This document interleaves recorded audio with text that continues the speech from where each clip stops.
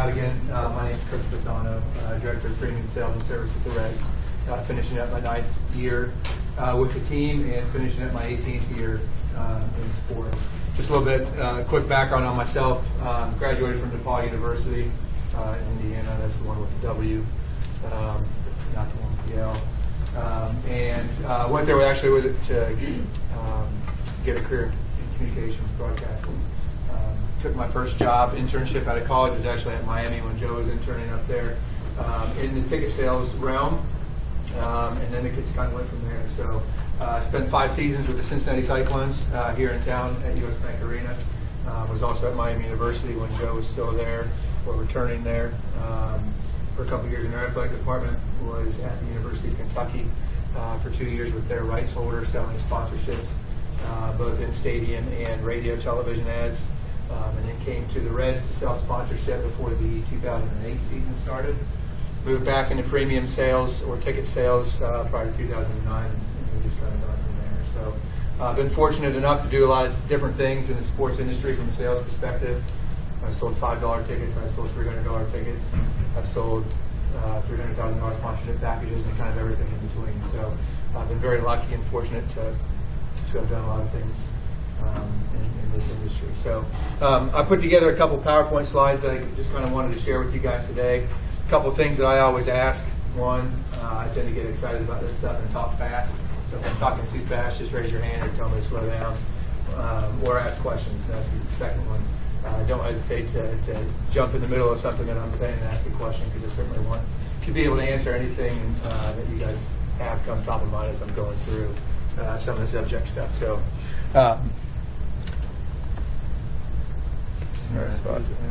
There we go. All right, so our ticket sales department is actually divided up into 5 smaller departments. And I kind of listed them up. There's our season sales and retention group.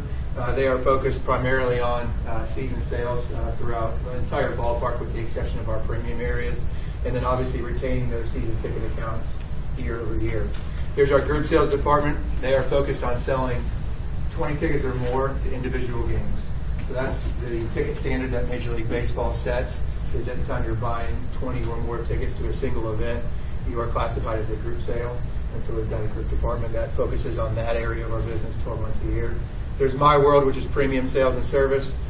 We focus on our suites, Champions Club, Diamond Club, the high-end ticket, both the sale and the service of the season tickets. So very similar to what our season sales and retention group does. We've got an entire group focused on single game ticketing. This is the group that drives the Grateful Dead and the 4 for 48 Star Wars ticket packages that you see us doing on a mass marketing scale. All runs through our single game group. And then there's the operations, ticket operations. They are kind of the behind the scenes. Sometimes you can refer to them as the wizards, and whatever the female version of wizard is, I think it's still a wizard. They're the men and women behind the curtain, right? They're not customer facing, but they take care of all the back end stuff, make sure that when tickets are printed, they're accurate, make sure the barcodes scan when you guys are coming through the gates. And as we enter this world of digital ticketing, they're also on the digital and mobile ticketing side for us. Let's get a couple of these up here real quick. I wanted to share kind of the depth of each of those departments with you guys, because it really was eye-opening to me when I started my sports career, and then as I got more and more into it, on just how many people are actually working behind the scenes, especially on the ticket side of things. This is just kind of one half of our group. Within my premium sales team, I've got 6 sales and service reps. You will also see in a couple of different areas that we've got specific sales reps and we've got specific service reps. On my team, because the premium product is a much more involved sales process, it takes 4, 5, 6 meetings with a prospect in order to close a premium sale, mainly because of the high dollar value that we're asking for. My team sells and services. On the other side of things, groups and season and retention, those are much more transactional sales. The prospect calls in and says, hey, I want to buy a 20-game plan in the view level. We get their credit card information, we process it, and then that goes off to the service team so that they can work on developing a relationship and retaining that customer year over year. So my team has 6 sales and service reps. The director of season and retention oversees 4 sales reps, so those are the guys and gals focused specifically on selling. And then we've got a manager of sales and retention under that same umbrella that oversees the 5 service reps who, again, are taking those sales off of the sales reps' hands, developing the relationships, and making sure those people come back year over year, and where possible, growing their business and their season ticket account each season. And then 7 group sales reps report up to our director of group sales. Again, that's the group who focuses 12 months a year on just those single events. And obviously in baseball, we've got a lot of single events. We've got 81 home games. So that's a full-time 12-month position for our group sales reps, drumming up those groups anywhere between 200 and we've got groups upwards of 15,000. And that all falls within the director of groups world. And this is a pretty common setup. Some of you might have been aware of it, but to have like a group of people that do the sales and then a separate group, in a lot of cases, not always, but in a lot of cases, that service the accounts, right? Same thing usually on the sponsorship side. You've got a group of people selling the sponsorships, then you've got another group of people, usually a few less people, that are doing the servicing of those accounts after they're already sold, right? So why do they do that? Why don't they just have the person who sells it also service the account? Because they initially have that relationship, right? They were the ones to make the call and have the meetings and get the sale. Why do they have it separated like that in most instances?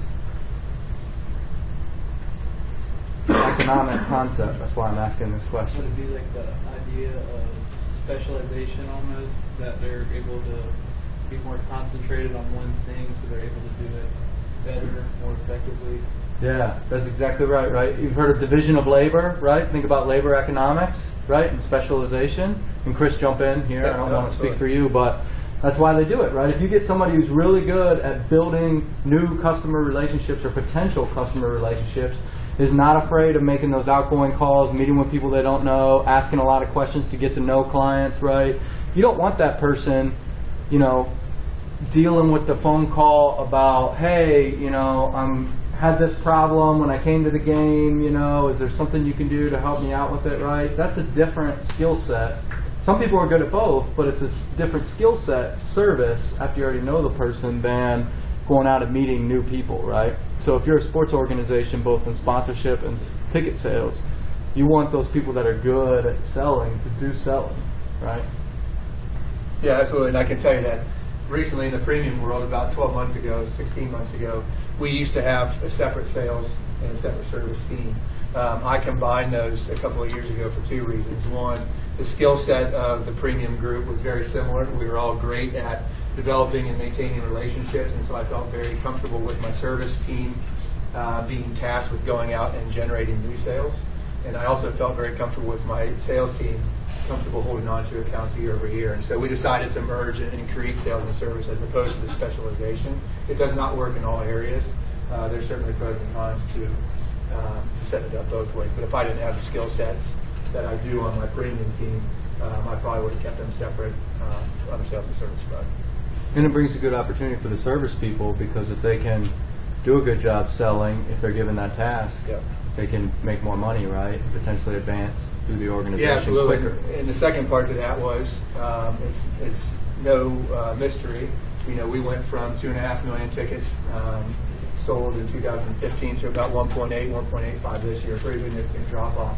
We also realized we needed to flow to the work. And we needed to kind of circle the wagons and hold on and retain as many season ticket customers as we could.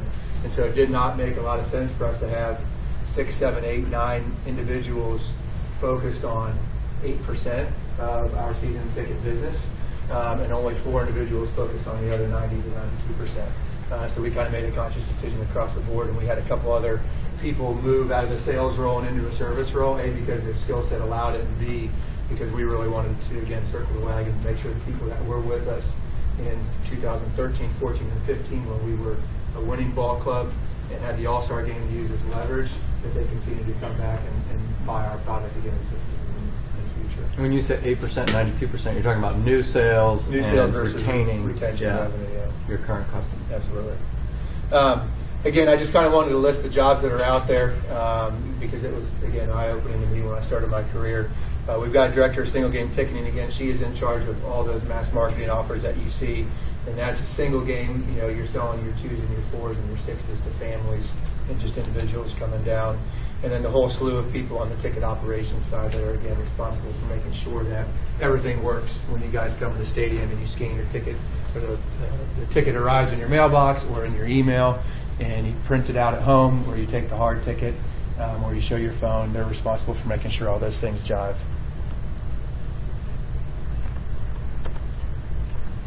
Here's our strategy in a nutshell, and I usually go one by one, but I'll put all of them up there first. So the first thing that we do is, again, like I was saying, we ask our current customers to come back year over year on the season and on the group side. We are always focused on the person who had our product most recently and asking them to come back and buy again. The next thing that we're doing is we're asking those same people to buy more. Move your group purchase from the bleachers to the field level. Move your season tickets from the mezzanine to the club area, right? We're trying to increase, A, the revenue, and B, the tickets that those groups are responsible for. The third thing that we're focused on, and these are definitely in priority order, is ask those that have bought our product in the past to come back. So one of the first things we do every year, and we'll start doing soon for the 2017 season, is we'll go back to the people who had season tickets in 2013, 2014, 2015, but did not in 2016, and speak with them and try to figure out what caused them to cancel in 2016. Number one reason is, well, you guys lost 98 games. Unfortunately, that's not a reason that I can overcome, but I can certainly make sure that their experience at the ballpark is positive. And so we'll go back to those people very first when we start selling new for 2017 and figure out what can we do. Again, not having any control over the on-field product, but what can my staff do in order to get them to come back and buy Reds tickets again. We'll go to that same group and ask for referrals. Referrals are one of the most important aspects of any business, and that's getting those people who are buying your product to give you names, numbers, email addresses of those who may purchase from you in the future. And then I always intentionally leave a gap between number 4 and number 5, because it is a distant fifth, and that's new business. I am very much more likely to get somebody who's had my product before and has tested it to come back and buy than I am going to somebody who's got absolutely no interest in buying Cincinnati Reds tickets. Anybody called you and said, hey, come buy Bengals tickets, you're probably not going to, except for that one game a year when the Steelers are in town. It is very difficult, and teams and organizations spend a lot of time, money, resources on sending people out to try and get that new business. It's very challenging, and that's why we put all of our emphasis on those first 4 bullet points, because that's where you're going to get the most bang for your buck. It's where you're going to get the most return on your investment throughout any type of sales process. It's important, don't get me wrong. You always need to make sure that incoming pipeline or prospect pipeline is full of people who may buy your product, but it's certainly a distant fifth when it comes down to asking our staff to prioritize where they're focusing their time and their energy. Any questions so far?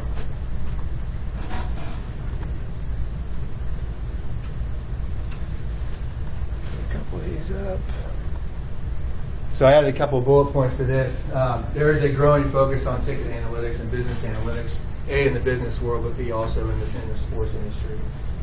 Most of you are probably familiar with the Moneyball movement on the baseball operations side and the player personnel side over the last 10 or 15 years, really focusing on the data that these athletes are putting out, right? What's the spin rate on somebody's curveball? What is the launch angle or the exit velocity that balls are leaving the bats? Same type of thing on the business side. Starting to use and collect all the data that's out there to try and determine who's buying your tickets, why they're buying them, how they're using them. One of the first things that my old boss at Miami had me do as an intern was a women's volleyball game. We found an old cardboard box in the office. We put some Miami University wrapping paper on it, cut a hole in the top, and we printed out enter to win forms. And we put them out on a table as fans were walking into a Miami women's volleyball game. And it just had name, address, email address, and phone number. And being new to the industry, I had no idea why we would be doing anything like this. But the whole point of it was data capture. We wanted to know who was coming to Miami volleyball games so that we could reach out to them, right? The same thing applies on a much grander scale now in our sports world. One of the big benefits to every sports industry and the people who are selling and servicing the tickets is the mobile ticket, using your phone to access your tickets, because it's providing us with so much data We know when you come to the game. We know what gate you enter. We know if you forwarded those tickets to a family member that we may not have known existed previous to that. So we're continuing to, like a lot of other sports organizations, focus on ticket analytics. Again, who's buying, what businesses are buying, how they're using those tickets. And it's helping us formulate and segment our marketing and our sales efforts so that we can kind of create this vision of what a Reds ticket buyer, what a Reds season ticket buyer, what a Reds premium season ticket buyer looks like, so that we're not spinning our wheels focusing on areas that aren't likely to generate ticket sales. I think that's a key point as he goes on. Like, think about that. If those of you that have had like a virtual ticket that you've given to somebody, right, you forwarded via email or has been given to you, right, that's a lot more convenient for the fans because you don't have to meet that you don't have to go find that person the day of the game, or maybe it's just the day before, right? You can just do it electronically. But wow, is it great for the team too, right? Because then they know, oh, like this season ticket holder gave away 30% of their tickets, but they know instead of with that hard ticket, they have no idea who they gave them to. Now they know those people, and they're entered into kind of that pipeline that he had there, where now they're no longer do business, they're in that referral category, right? They've already experienced my product. Even though they didn't buy it themselves, they've experienced it and might be likely to buy one of their own packages, and now you've got the packages up there. Yeah, we see, especially on the premium side, we are about 65 to 68% businesses that buy premium tickets. Excuse me. And so because of that, it's not always the head or the president of a business who is coming to the games. In fact, they rarely show up. Maybe 2 out of the 81 home games, the actual decision maker, the actual person who gave us the money to purchase those tickets shows up. So it's very important for us, like Joe was saying, to get a hold of the people that are using those tickets, because A, we know that they've come through our doors and they've experienced the premium product before, but now we can go out and market to them. We can, you guys are all familiar as you're surfing. You were just on Macy's.com looking for a new pair of shoes. You go to ESPN.com, and what's on the right side of the screen is a Macy's ad, right? Macy's knows, and they can follow you. We're trying to do this very same thing in the sports industry and target our advertisements and our marketing to where your eyes are most likely to go. This just kind of illustrates the sales strategy that I was sharing earlier. Starting from the bottom, we're trying to upsell these people as we go. We'll get them in at whatever level is the lowest that they have the lowest appetite for, and try to grow them all the way up to the full season. Obviously, the full season plan is cream of the crop. That's where we want everybody to be. Teams that are selling 98, 100% of ticket capacity are requiring full season purchases. If you want to buy a season ticket, we're not in that boat. So we're starting people low and trying to grow them as the years go on. And then on the other side, we're maintaining from the top down. We focus our prioritization and our time and energy first on those full season buyers, and we work our way down from there, because that's where we're going to get the most ROI on, is getting those people who are buying a full season to come back year over year. And then we focus all the way down, because we know that we can build this up easier than we can from the top down. And I'll hit on past products again as we go, because I don't know if it's something that you guys have jumped into, but certainly a changing part of the changing landscape of ticket sales. The evolution of it. 18 years ago when I first started, it was all about quote-unquote banging the phones. Sales reps were most successful, who could make the most phone calls, who could generate the most appointments out of those phone calls, and who could make the most sales out of those appointments. That was the very basic tenet of selling tickets. We have begun to evolve slowly. The sports industry definitely lags behind in this than most other industries do. But a lot of it has to do with the growing analytics.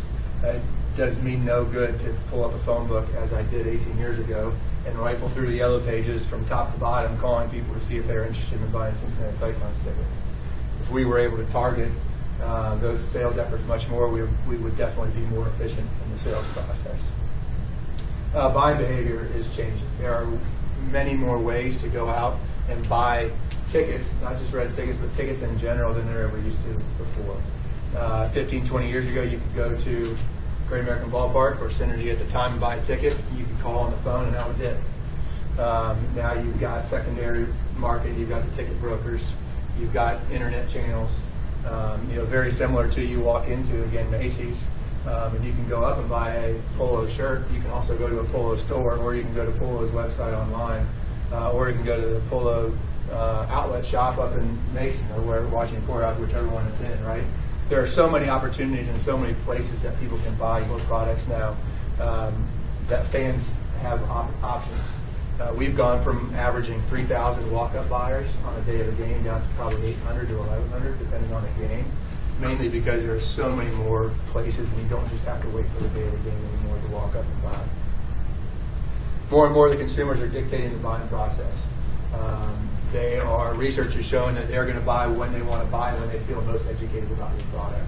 So that's what we implore a lot of our season ticket reps to do when they're out selling new businesses, to educate on everything that we have to offer, knowing that at the very beginning of that conversation, if I've done my job, they've already had that focus narrowed to one or two options, right?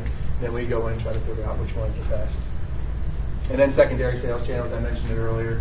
Not only is it the StubHubs and the SeatGeeks of the world that are competitors, but they're also growing partners of sports organizations.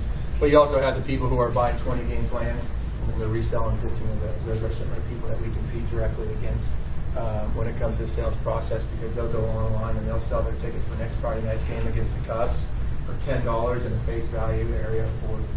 And so those are definitely challenges that we're trying to overcome as that ability to buy and resell tickets becomes a lot easier for our guests. And then I mentioned the pass product earlier. The sports industry overall is seeing a decrease in static plan buyers. And that, again, that's the full season 81 games. That's the half season 40 games where the games are pre-selected before the season starts. People are starting to shy away from them because there's so much competition for their entertainment dollar. And more you're seeing some of these pass products or membership. Think of Netflix, right? We all pay $15 a month or so in Netflix memberships. Some months you might watch one movie or one show, other months you might watch 15. But every month Netflix is getting that $15 from you. Teams are trying to figure out how we can include or incorporate that same type of a subscription model when it comes down to tickets. We've done something the last couple of years with our April games. Everybody knows what April weather is like around here. One day it could be 75, the next day it could be 40. And we're trying to play baseball games in an outdoor venue. And people aren't buying our April tickets because the weather is such, it can be so variable, and nobody really wants to sit outside and watch a baseball game when it's 45 degrees, myself included. But the last 3 or 4 years, we developed an April pass that we've had about 15 games a year in April. We sold an April pass at $45. So automatically you're thinking, wow, $3 a game, I can go to every single April game that the Reds offer, which is what we hope you do. What happens 9 times out of 10 is that buyer usually only comes to 2 or 3. And we still get that $45. They've paid then an average of $22.50 per ticket. But we've exposed somebody to our product, right, that may not have bought it before. I don't know of a team yet who has done that on a full season level, especially with baseball with so many events.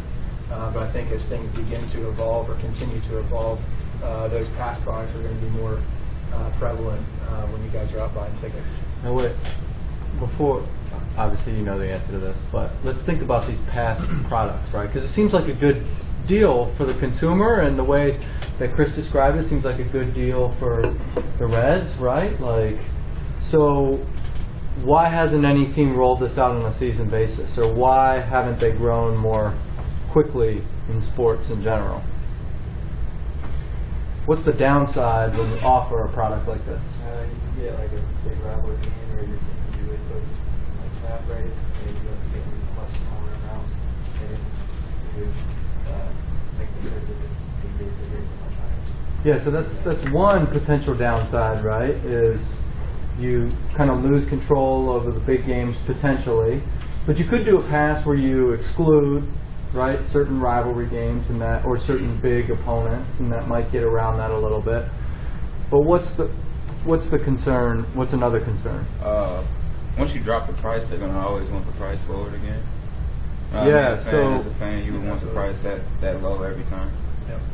So once you offer this, Chris in any sports organization is concerned about, remember he had that cylinder up there with different layers, right? If I roll out this product that's too good of a bargain, am I going to have people that are in these higher ticket packages switch out of them, and that ultimately reduces the revenue for the organization. So they have to weigh this decision of who are the new customers that I'm going to capture by offering this past product. That's new revenue, right? Marginal revenue, additional revenue for those new customers, versus how many am I going to lose from a moving down standpoint, right? And this is relevant across sports. When Chris and I were both at Miami, we were talking about hockey season tickets. We only had a full season package. That's it. Miami's hockey program is really popular, right, for the size of the arena.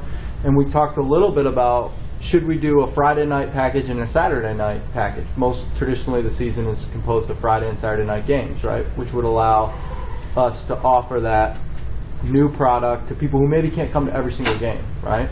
But we ultimately decided against it for that reason. We were worried, hey, our season package is doing really good. Our full season package, you know, if we offer a Friday or a Saturday night, we thought a lot of people might switch out of the season package. So it's not just, I want to put that in context, it's not just like the Cincinnati Reds thinking about it, it's mid-major college programs thinking about that dilemma. Right? The other downside is, you know, when we saw that April pass as an example, we hope that that fan comes to all 15 games, right? Because if they don't, A, they could see that the value maybe wasn't there, but B, we also need tickets and people entering the stadium. You know, that always results in incremental revenue for us, because we know that every single person who walks through our gates is spending an average of $16 when they come in. So when we project in addition to the ticket, in addition to the ticket cost, right? So we know we project a crowd of 30,000 and only 25 show up. We know there's 5,000 people who could have come and they each could have spent $16 a head. That adds up really quickly. And so getting people to actually use it is another aspect of it. But you're right on in the fact that once you lower that price, people expect it, and it's a challenge. I think you're even going to segue nicely into dynamic ticket pricing. Yeah, you are. So dynamic pricing is something that has been around for years. Most people you'll hear it referred to as the airline or a hotel pricing model, right? You try to book a hotel in Indianapolis during the Indy 500 week, and it's going to be $600 a night, when an off week in December is probably only going to be $150, right? So it's been around for a while. From my perspective and from the sports perspective, dynamic pricing is essentially right pricing your ticket to the actual value that it holds. We have come to realize over the years that a Wednesday night in April, regardless of the temperature, is a lot less valuable of a ticket than a Saturday night in July, or a Saturday night in October or September when your team is chasing the division title. And so it was not necessarily the right thing to be asking somebody to pay $45 a ticket for that April game and $45 a ticket in July, right, on a Saturday night when you're giving away Brandon Phillips bobblehead. And so it took sports industries and the organizations a long time to realize that. But finally, we have started to dynamic price those tickets, right, and provide the actual value for what we feel is for that particular game. There are some teams who get very aggressive with it, where they're going as granular as looking at pitching matchups or win streaks or losing streaks and dynamically price up or dynamically price down their tickets.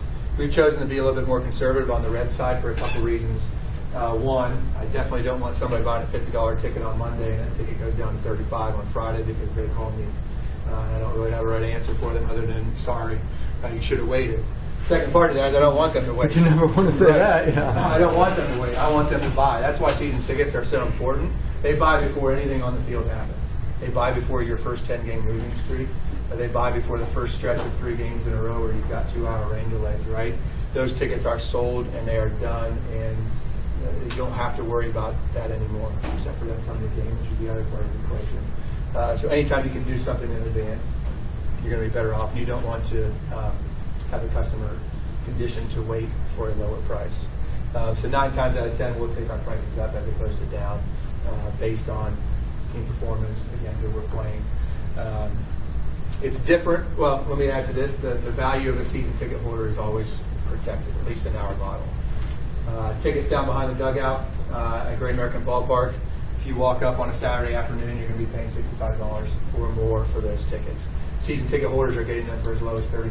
But again, they're buying all 81 games up front, so we're giving them that value, right? What we will never do is market that infield box ticket price at less than $39. But because that's when the season ticket service folks start getting calls from their customers saying, hey, wait a minute, I gave you all this money up front at the beginning of the season for an average of $39 a game, you're now selling it for $30. There are times where you will infiltrate a season ticket area with a lower ticket cost.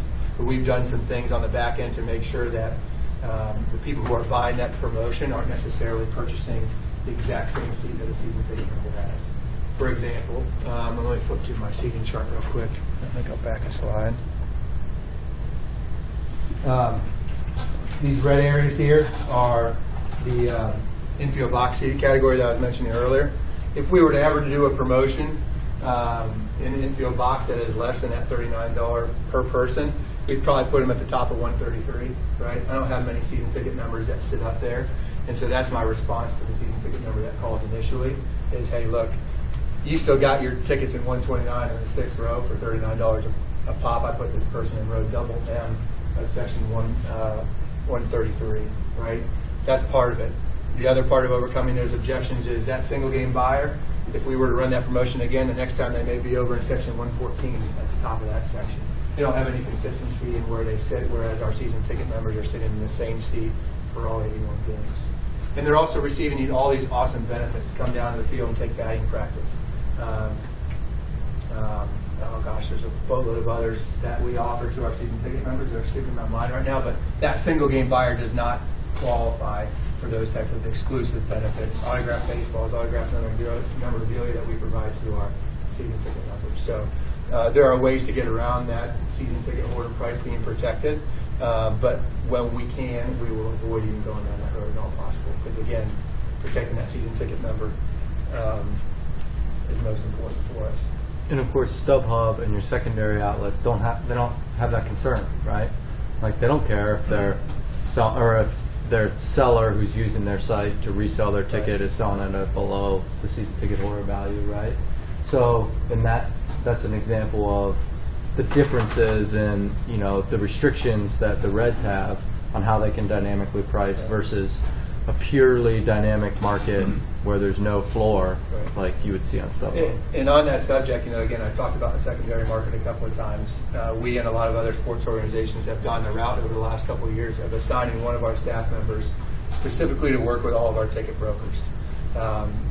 There are teams that do it. The Cubs have made a lot of headlines recently by refusing to sell season tickets to anybody who's going to go out and resell them. We haven't gone down that route, but we have certainly moved away from the people who are buying 20 games only to resell 18 of them at the end of the day, because those are the people who are really undercutting your price. When we partner with these different ticket outlets that are available and resell, it is a true partnership. We are working as much with them as they are with us. They are the ones who want to maintain that price integrity, and they're not going to go out and throw an infield box ticket on the secondary market for $5 because that's going to hurt them too at the end of the day, right? So we have begun to accept that secondary resale business as a valuable partner, as opposed to 15 years ago they were kind of looked at as the enemy. And again, over time we've evolved to understand that that's a very important part of our business model, is keeping good, positive relationships with those people who are utilizing our tickets to sell on the secondary market for a profit for themselves. I mean, yeah, there's a benefit to the Reds. I can sell 714 tickets, which is an outfit out of Anaheim. I can sell them 5,000 season tickets at the beginning of the season. Those are 5,000 I don't have to worry about. But if they aren't managing their tickets correctly, and a lot of these guys are really, really, really good at the business these days, if they aren't managing theirs correctly, and if we've oversold them, it's just going to end up hurting us, right? So it's definitely become more and more of a partnership over time. And from a pricing perspective, you're starting to see it in our manifest. We're starting to add these areas, and I know it might be hard to see from the back. You've got a green section up here that's a lower ticket price than this light blue and this purple. We've got green here that's a higher price than the rest of the red. We've added an orange because it didn't make sense for us to charge this person sitting in the front row of 139, in the back row of 139, the same that we were charging the person who was sitting in the front row of 139. Completely different experience. And over time, we've gone away from the pricing by proximity to home plate, and we're starting to go more proximity to the field, right? That row A ticket. Research shows, based on resale prices and what people are willing to spend for them, that row A ticket is going to sell 15 to 20% higher than a row B. We're starting to realize that and ask for that money up front. Maybe a very personal question, Sure. but do you guys get any bonuses based on your performance as to how many tickets you sell? Absolutely, absolutely. And not just at my level, but down at the refs level as well. You know, our ticket revenue is the single biggest revenue stream that the Cincinnati Reds have currently. Once you know all these TV deals, you know what I mean. Those are the ones that are making all the headlines now. That will probably change as we continue to negotiate hours with Fox Sports. But currently, ticket sales is the single biggest revenue stream that the Reds have, and so it is that important to the success of the organization for us to be out there selling tickets. You get into the chicken and the egg argument a lot relative to performance on the field versus ticket sales, and every organization handles it differently. But you know, selling those tickets is our priority. How much time I got? I'll go. I'll just 5 minutes. I want to give them time to ask a few Yeah. questions, too. So I'll just go back to this one real quick. This was an old variable pricing schedule that we put out prior to the 2012 season, before we adopted dynamic ticket pricing. And why I think it's very relevant to the conversation is each of those games, or each of the colors on that schedule, represents a different level of pricing, if you will. Gold was the highest, and that was only on opening day, and I don't think I need to go into details as to why that one was there. But then throughout the course of the season, we, starting at blue, purple, red, and then green, we started to assign different price points across all of our seating categories, right? For an example, this green Detroit game was more expensive than this red Minnesota game. Okay, that Detroit game happened to be a Hall of Fame weekend. I can't remember who the Reds were inducted in the Hall of Fame in 2012. But that we deemed at the beginning of the season was much more valuable than somebody who wanted to come to the Saturday game against the Minnesota Twins. And so we priced that accordingly. Variable pricing essentially locks in that pricing at the very start of the season and does not allow you to update that as needed. What really hit home for us in 2012 and drove kind of the final nail in the coffin of variable pricing and the switch to dynamic was this 3-game series right here against the Dodgers. If anybody remembers, the Reds clinched the division on Saturday, September 22nd of 2012. Back when we did this pricing grid in December of 2011, we marked it as a value price game, second lowest tier that we had in our pricing schedule. We had an opportunity to clinch on the 21st. We didn't. That was another value price game. We sold it out. We had an opportunity to clinch, and we did on Saturday the 22nd. It was a value price game. It sold out. When we put the math together and realized, holy cow, A, if we had priced it differently at the beginning of the season, the revenue outcome would have been much different. B, had we had dynamic pricing available, we could have done something at that ticket price and generated more revenue for the team. I know there's probably a handful of you guys are out there right now thinking bad, devilish thoughts about the greedy, hungry Cincinnati Reds.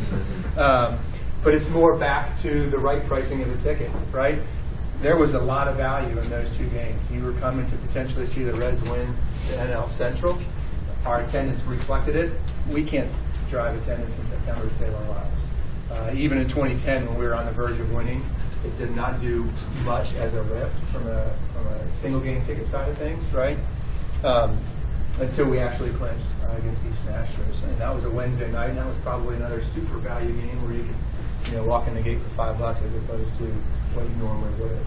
So again, it was more about the exercise of right pricing the tickets based on the value that's out there. And you know what our secondary folks were doing on this? They were grinning from ear to ear, right? Because they bought that $20 MPO box ticket from us for $20, and then they're reselling it for $80. So, say Griffey's about to break a record for runs or something, would you set your prices higher for like that whole week? Yeah. Kind of.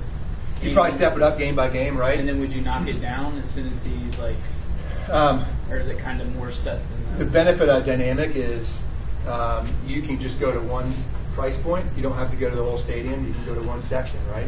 If we were doing dynamic when Griffey was chasing 600, we might have gone to the sun and moon deck, right, and bumped those up a couple of dollars. And I want to point out, when I'm talking about bumping up prices, I'm not talking about that $50 ticket all of a sudden going to 100. It's going to 52. It's going to 53. You know, we're not jumping that up.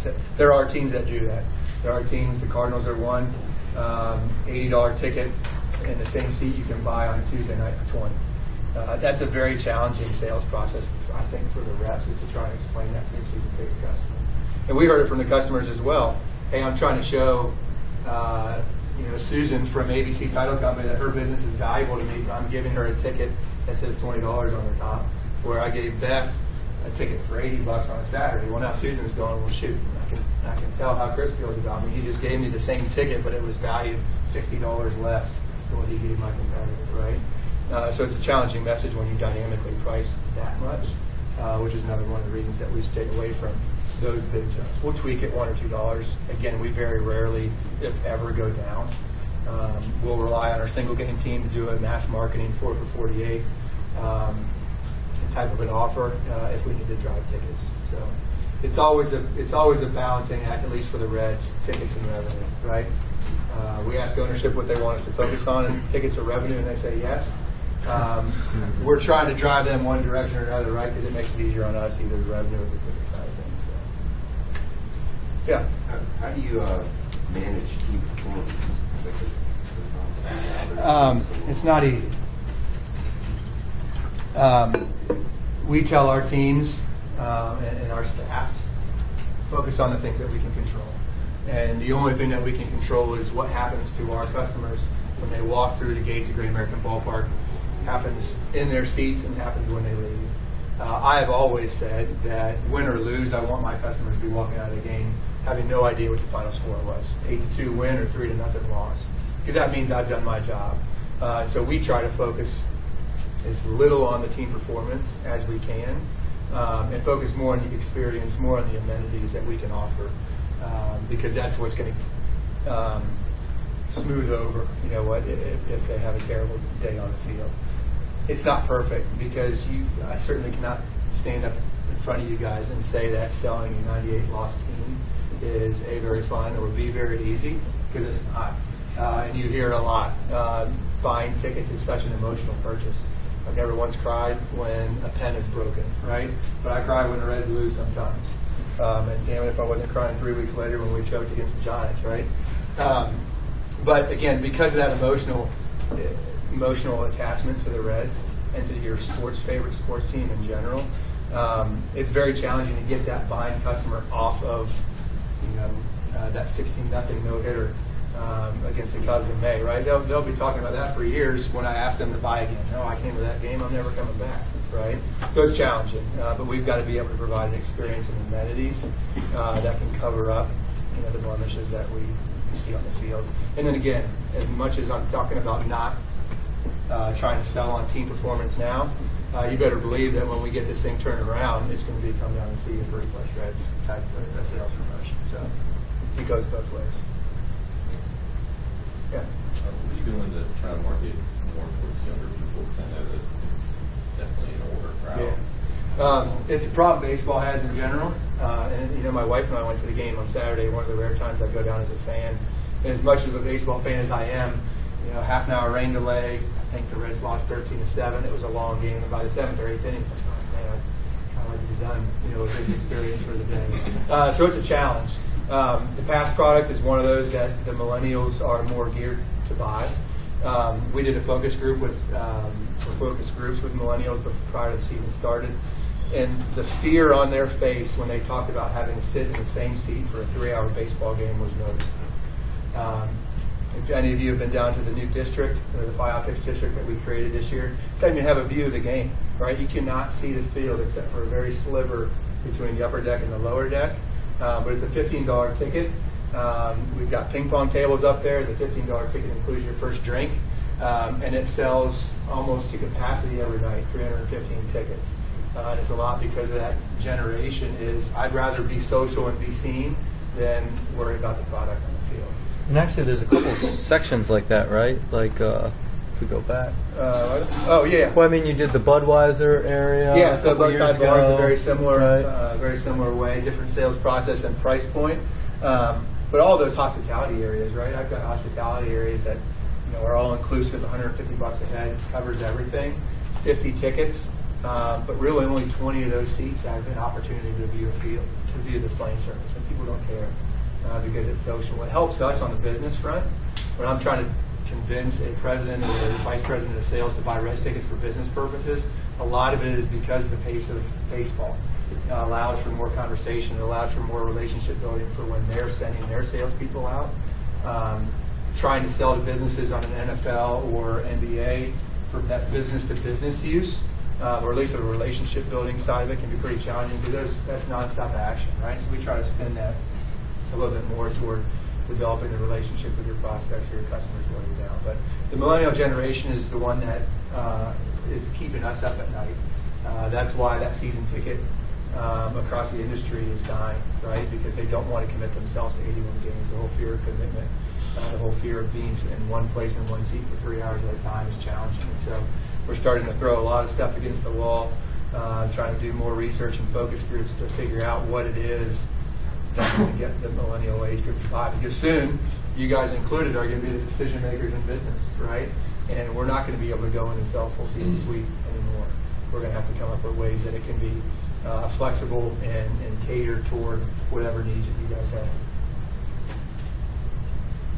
Question. I got a couple actually. Like on a bigger scale, what is the strategy the Reds use to maximize their profits and ticket sales? I think you hit on it a little bit. Is it selling out every game, or is it higher prices with like the amenities and box seats? Premium certainly a big aspect of it. Our average ticket price on the premium side is $75 or $80, and it's $30 overall.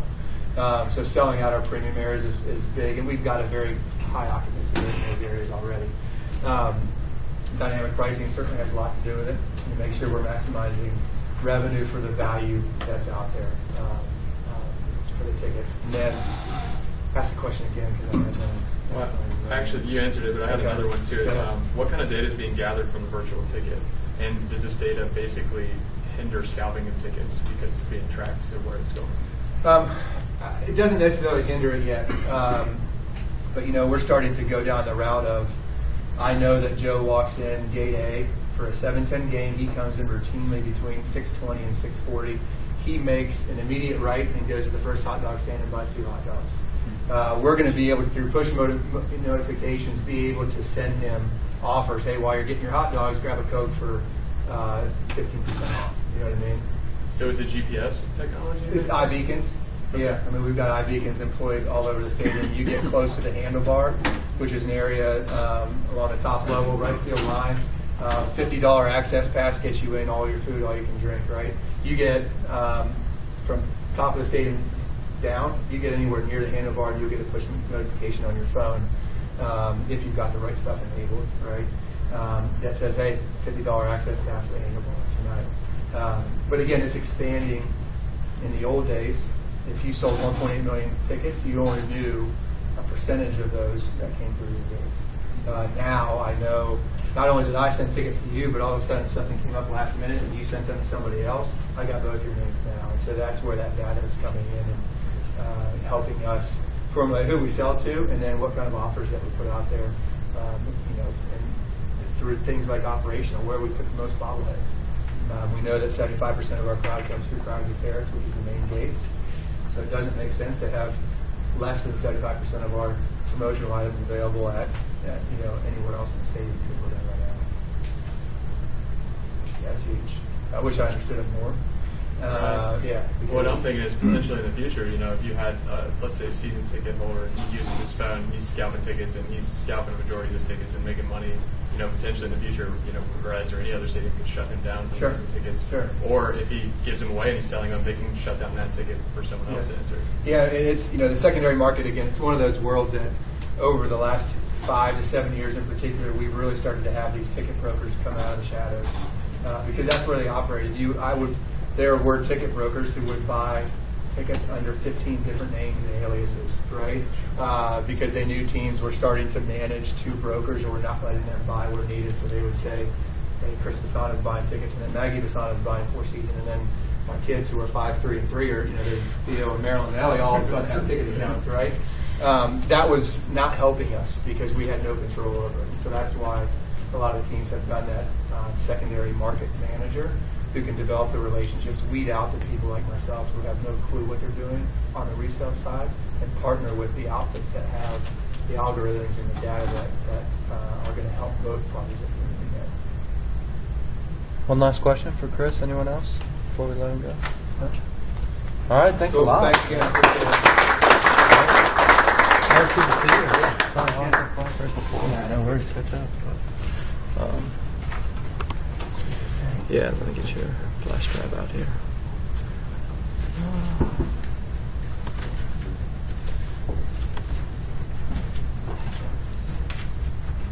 I put your. There's a parking pass there too. Yeah, that's. You can just use that at the gate. Did you park in the garage? Yeah. What's this?